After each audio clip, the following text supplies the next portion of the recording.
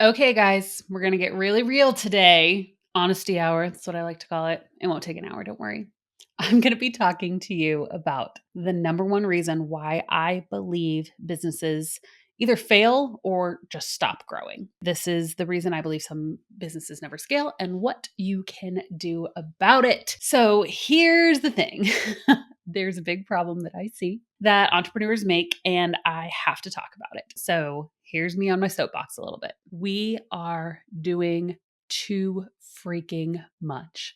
We are spreading ourselves so thin, feeling like we have to do everything so that we are getting so exhausted that exhaustion leads to burnout, leads to giving up or just completely losing any passion or drive for what you're doing. When you lose passion and drive for your business, you're going to want to be distracted by the shiny thing. You're going to want to possibly give up. You're going to want to say, man, why did I build this thing in the first place?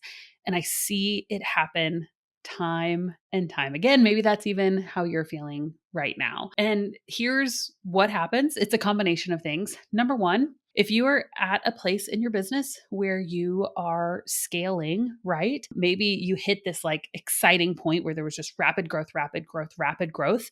But now, whether your business has stagnated after that rapid growth or whether you're still in rapid growth, but it's been going for so long, like there's a reality that sometimes you just get bored. And I think we need to talk about it because I think some of us feel guilty that we're bored because you still have a passion for the thing that you're doing.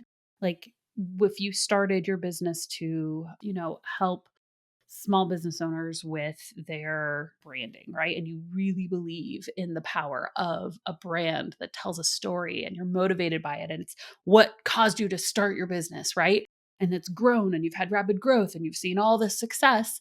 You still believe in the thing, but sometimes you just get bored. If you've been talking about the same thing for years, you've been, thinking about the same business for years, we can get that just feeling like, oh gosh, I just want to do something else. There's also number two, the reasons that we sometimes get distracted by other things. Number one is that we get bored. Number two is that we think that there is this shiny bullet that's going to get us to the next level. And I remember, oh my gosh, doing this so many times. And I still fall into this trap sometimes, but I remember especially in the beginning to have rapid growth phase, right?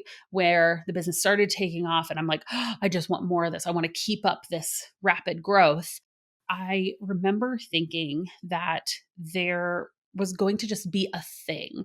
Like if I could just find that next thing, that's going to be the silver bullet, right? That's going to cause me to go to the next level. So whether you're like shooting for six figures or you're like at 250 wanting to hit 5 to 100,000 this year, 500 wanting to hit a million wanting to hit 2 million, right? Whatever like your next level is in your head. And my levels are always financial, like whether I want them to be or not. Like sometimes I wish I could undo that because it really like we all know profit matters more than revenue. We all know that there's like happiness matters more than a successful business. We know all these things, but still I know personally in my head, there's always just these like revenue numbers. And it's like, boom, that's what I see in my head as the next level. So we think whatever that next level is for you, you probably already have it in your head. We think there's just going to be this thing that like, oh, if I could just find this one thing that's going to help me get there. Right. And a lot of times we'll get distracted because we don't, we're like, oh, that thing is going to be another product. So let me just launch another product, even though the last three products I haven't really done that well. Let me just launch another one because this other product is going to be the thing. Or, I'm already on like 4 different social media channels, but let me also start a Facebook group. Or I heard a cool podcast about how to grow your audience with TikTok. So let me just really dive into TikTok. And so again, what happens is that we're like, ooh, new silver bullet, silver bullet, silver bullet.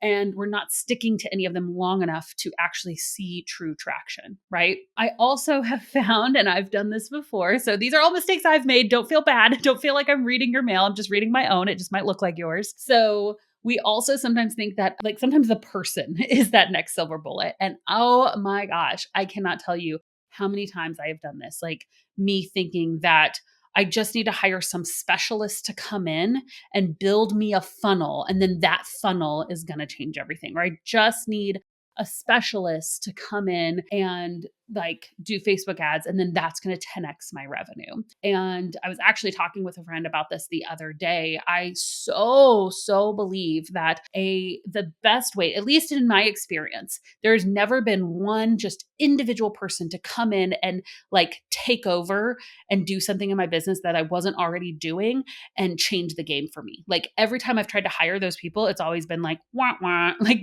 doesn't work, right? So what has worked is whenever I have a proven strategy. Now, a lot of times I learn that strategy from a course or a coach or something, but I have a strategy that is working.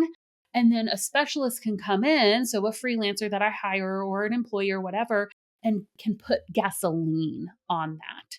And so I do truly believe that you have to kind of figure out the strategy yourself before you bring somebody in to be that gasoline. So when you're hiring a specialist to come in, make sure that you are searching for gasoline, not the match. You are not looking for somebody to start the fire in an area that has zero growth. You're looking for somebody to build upon what you already have. So we get distracted by, we're getting bored. There's some kind of shiny bullet, this next product or this next social media or this person that's going to come in and save the day. And this is another thing that I find us doing a lot is maybe we found a really good solid strategy, right? Maybe we do know what the next thing is in our business. And it's like, okay, there's actually time and capacity and I'm ready to do the next thing. And so you invest in a course or you invest in a coaching program, but then you don't finish it. Oh my gosh. Yes. Am I reading your mail? I'm just reading my own, I promise. So I will do this occasionally and I've gotten better of it. This is more, I feel like these are mistakes I made a little bit earlier in business is that I would be like, yes, oh my gosh, I'd read the sales page and yes, this is going to be the thing. And the reality is that, so I buy the course. If I were to really do it, if I were to really 110 do whatever the course told me to do and not be trying to do 100 other things at the same time, that course probably would have been a huge mile marker in my growth, right? But what do? I would take the course, take it for a while, and then be like, ooh, now here's this other course. Well, I haven't really made traction here. So I'm going to move over to this other one instead. I think this is going to be the thing. Oh, no, actually, maybe I need to launch a membership site now. Let me take this membership site course, right? Or, oh man, a YouTube channel. Oh man, a podcast, right? So again, it's this like moving around to different things. And I told you that I was going to talk about the number one reason why I believe that businesses don't scale. And this is the reason.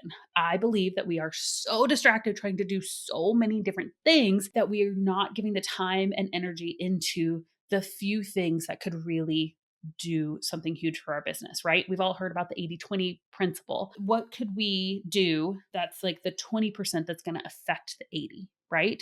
Let me not do 100 things. Let me do a few things and do a few things just really, really well, because that's what's going to make the biggest impact. And I'll tell you, and I've been transparent on this in previous episodes too, is that this is not something that's easy for me, right? I am an Enneagram 7. I am highly distractible. My top skill is futuristic. So I am seeing opportunities all the time and I'm having FOMO about them. I'm wanting to pursue them, right? So like just hear me. I get it. I'm here with you. And so no, if someone like me I'm always like, I need to be the poster child for like, hey, if you think you can't do business well, look at this girl. If she can do it, so can you. That sounds terrible. I'm a good business owner. I do believe in myself. But I mean, in the beginning, I was so highly distractible and I felt like I chased 100 different things. And now I feel like I have such a sense of purpose and direction that people have even come to me and asked for advice on how do I get more focused? Abby, how do you just do one thing at a time and do it so well? And it's not natural. So if you're in a place where, oh my gosh, yes, that's me, don't feel like, oh, I can never get this way, because I do truly believe that you can. So I believe that a lot of us are saying yes to things that we shouldn't be saying yes to because they're not the number one thing that's going to help us grow right now. So do you have one solid product?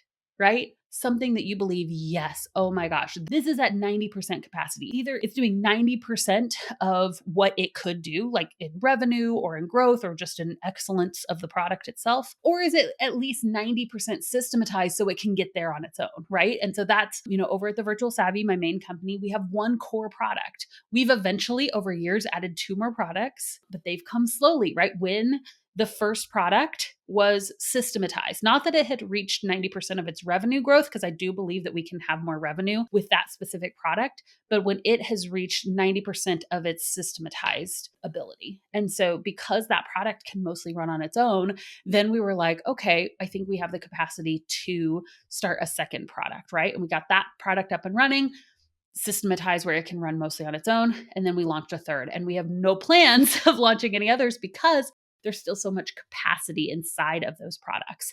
And so it goes with a product, right? Starting with one core product, starting with one core traffic channel. I don't know how many of you know my story, so I'll glimpse back into it just a little bit. When I first started my business, I was doing VA work, which is my backstory. I was a virtual assistant. I grew a team of VAs. But I was really, really into copywriting. Like that was what I loved to do. And I ended up getting a contractor position with Brian Harris of Growth Tools. His business was called Video Fruit at the time. And oh my goodness, I absolutely had so much excitement when I started because he was like my guru at that point, right? I mean, he's still like, man is a genius. So, but that's whose content I was reading all the time, right? And I really, really loved his blog posts because he would blog and do these like 1,000+ word blog posts that were so informational. And I'm like, oh, I love this, right? And so I started saying, man, that's what I want to do as well. I want to blog because, hey, I'm a copywriter. So let me lean into my skills. So I started blogging. And so essentially, I set my eyes on my number one goal. My number one goal was to get to 10,000 email subscribers. Actually, at first, my number one goal was to get to just 1,000. It took me almost 2 years just to get to 1,000 email subscribers. I was doing my VA business at the same time.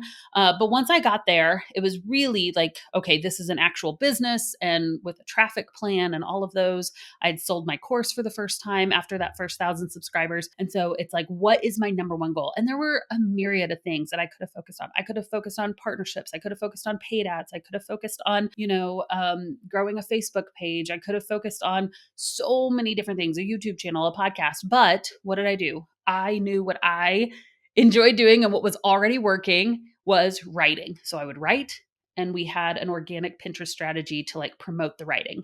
And that was it, guys, for years. That was all that I did. And I grew my list to 10,000 email subscribers with that strategy.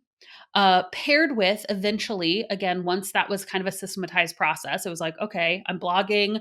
I actually used the money from my very first course launch to hire a Pinterest manager. So I wasn't having to do all the Pinterest promotion. I said, okay, I now have the physical capacity to add on a second marketing source, which was a Facebook group. And so that Facebook group is still around. We are getting so close to hitting, I think we're over 90,000 subscribers. We're getting so close to hitting 100,000, not subscribers, but members inside of the group. And that's the same group that I started back, in the very beginning. And those have been our two marketing channels, like for the longest time, because for the longest time, that was all that I could like personally handle. Right. And then I grew a team and it became more systematized. And once it became more systematized, we added on YouTube and we added on, Instagram. So now, years later, 6 years in, we have 4 sources of traffic. But guys, like that's it. We're still saying no to so many things. And so I do believe that there is a time to do more. So I'm not saying, hey, have one product and never do another product. Have one traffic source and never do another traffic source, right? Have one business and never do another business. That's not what I'm saying. It's just, is the thing that you started with at 90% of its revenue capacity or at 90% of its sustainability? Does that make sense? Is it making as much money as it can make? Or could it make more if you just put more attention into it? Or is it at 90% of its sustainability where it can run on its own and it will get to that revenue point, but it doesn't have to have you involved in the process? And so that is kind of my criteria for, is it time to do something else? And so for years, I've been wanting to start a second business. I mean, trust me, the amount of domains that I own is ridiculous. I have so many business ideas in my head, but I've had to say, no, it's not time. It's not time. It's not time. And eventually, right, once the first business, right, one business, one product, one traffic source, eventually branched out into more and more, a few more products and more traffic sources. Now it's, oh, I actually have the capacity to start a second business. And so that second business, even though I've been wanting to do it forever and ever and ever, there was a time. And so now that it's like, oh, this first thing is running at, a great sustainability, I can move over and I can focus on a separate thing. So that is something that I wanted to share with you because I've been there, right? Like I've been at the place where I wanted to do 100 different things. To be honest, I've been at the place where I've just been bored. And that's a hard place to be in business, right?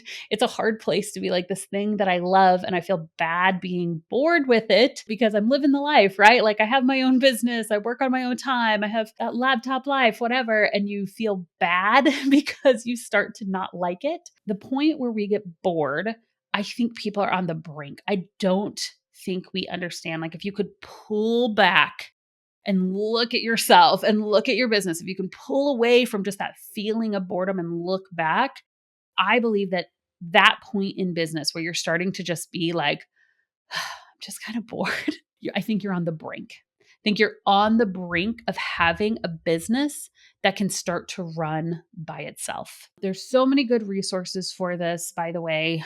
Some of the ones that I recommend, I would start out with the book Clockwork. I think that's a great way to start. I mean, literally, the book is Designing Your Business to Run Itself. So that is a really, really great resource. Also, my friend Austin has an incredible book and coaching program called From Six to Seven Figures. Again, so much of it relies on systems. So if you're starting to get bored, the first thing you're probably not thinking about is systems, right? Because if you're like me, systems are boring. I don't want systems to be the solution to my boredom, but they are, because so many of the tasks that you're kind of not feeling anymore could be systematized where you don't have to do them anymore, right? And so at that point, you can start to have a self sustaining business.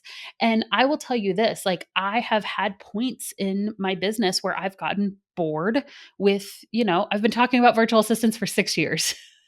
Like, even though I still have a passion for it, I get bored sometimes, and I think it's okay to say that. Like I'm not ashamed with that at all because I still believe in it. And what's so cool is that when I'm not in the day-to-day, when I'm not bogged down by being in the weeds of my business all the time, my passion for it can get restored. And so what I do now is I mostly just speak, right? I do YouTube videos, or I will come in and like be in one of our coaching calls. And so I can just focus on that. And because I'm only having to focus on that and not every single decision and everything that goes into it, it is not boring anymore, right? It takes me less than 5 hours a week, normally around 2, depends on the week, to run that business, right? A multi 7-figure business takes me 2 to 5 hours a week to run because I have such an incredible team. Such an incredible team, right? But if I would have been bored and just let my boredom drive me away to something else, I never would have had this, right? Not only for me, not only for the financial stability that we have now, but like the people, right? The thousands of people we're impacting with our courses, the 20 team members who now have full-time jobs that they love with great benefits and a 4-day work week, right? Like none of that would exist if I would have just leaned into my boredom. So if you're bored, lean into some systems, get the things running that are already running at 90% capacity so that you have the energy and focus and the ability, the white space, right? You have the ability and the room to focus on something else. I love the idea when I think of what does it mean to elevate myself to CEO? When I talk to people about elevating themselves to CEO, it's getting to a point in your business where you're only doing the things that you absolutely love to do. I was so inspired a few years back. I got to go, I got this ridiculous opportunity. I still sometimes I'm like, I don't understand how this happened, but I got this ridiculous opportunity to go spend a few days on Necker Island, which is Richard Branson's island. And I got to meet him and I got to sit under some of his teaching. And I think the biggest takeaway and what inspired me so much was seeing the way that he started companies. Right. So I don't know if I've ever met someone who is like totally visionary. If you don't know, there's usually most businesses, good businesses has a visionary and an integrator, right? It's this whole concept. Rocket Fuel is the book that talks about visionary and integrator. And I have an integrator for both of my businesses, right? And I don't know if I've ever seen a person before I met Richard Branson that had embodied that visionary to the point where he literally is like, I mean, he has over 400 companies, by the way. I'm like, oh my gosh, that it excites me to be like, that'd be so cool. And it also makes my head spin and go, no, I probably don't ever want that. I'm on number 2. So I think I'm a far ways from 400, but he said, at this point, I see a need. We get the best people to figure out how to solve that need. And then we put the right people in place to run the business to solve the need. And that's like all he does. Right. And I'm like, oh my gosh, that's amazing. Like, what a visionary, right? And what a cool role. And I saw a glimpse of what type of person, maybe not like personality. I'm not very much like Richard Branson in a lot of ways, but as far as like what does CEO look like to me? I love the idea of leaning into my top strengths. I'm futuristic, I am strategy, I'm communication, woo, and positivity. So what does it look like for me to be a CEO inside of those strengths? If you haven't taken the Strength Finders test, you totally should. I know I'm throwing a lot of books at you today, but I know my strengths. And so for me to fully be CEO and to love what I'm doing, it's going to be if I'm operating in those strengths. And so that seeing a vision of what it could look like to be a visionary and only be a visionary, like not be caught in the weeds. He's like, yeah, we just come up with the ideas. I brainstorm, I put people in the right place, and then we move on to the next thing. I'm like, whoa, that's so cool, you know? And I would love to eventually do that. So I got a really clear picture of the type of CEO that I would love to be at some point. I'm not telling you need to be this type of CEO. What I'm saying is that you need a clear picture of what type of CEO do you want to be, right? What type of CEO makes you like come alive, you know? And I have a feeling that it has to do with your top strengths. You know, I was talking to my friend Kate all the other day from Simple Pin Media, and one of her top strengths, most of hers are like in the relationship categories. And so for her, CEO means connecting with people. Like if she could spend the majority of time connecting with people, that's what she would be doing. And so CEO, her ideal image of what elevating yourself to CEO looks different than what my ideal. Mine is mostly like strategy and futuristic. Hers is mostly relationship. And that's perfect, right? Because there's no wrong way to do this. And so eventually, I think for each one of us, as we not only choose one priority for let me choose one product to focus on. Let me choose one traffic source to focus on and then slowly branch out one business and just stick to this one business, get it 90% capacity. I think you can also look internally and this whole idea of scaling by doing less. We can look at that from a business perspective, but we can also look at it from a personal perspective. And how can I, as a CEO, do less to do more? And what it looks like for me is I literally had to choose my swim lanes. A previous coach, her name is Kristen Call. She's amazing. She has a book called Notivation, like N-O, not motivation, but Notivation. It's really good. I think that's the 5th book I've recommended to you on this podcast. But Kristen, she told me to choose my swim lanes. And so the first swim lane for me was high level strategy, right? Because I love strategy. Number 2 was face of the company. Hey, what are my strengths? Woo and communication. So like, I love going on podcasts. I love going to conferences. And so it plays in my strengths. And the last was high level partnerships. And again, it's the strategy, it's the woo, it's the communication. I like doing those things. So those 3 areas are my swim lanes for the business. And that's what CEO looks like to me. And so when you choose your swim lanes, when you say, these are the 3 things that I want to do in my business, and maybe you can't just do those things right now, right? Maybe this is a future endeavor. You're like, this is what CEO will look like to me someday. I will be doing these three things and only these three things. And then I'm going to work backwards to start outsourcing all the other things that I'm doing that aren't these three things. But when you can get a really clear picture of what your swim lanes are, you get a really clear picture of the type of CEO that you want to be, and it's going to help you not get distracted by all the other ideas, all the other things, because I'm working toward being this type of CEO, which I'm going to freaking love. Because if you are living every day in your strengths and the activities that you're doing are just a reflection of who you were created to be, you're going to freaking love your life. Okay. So, how do you scale your business?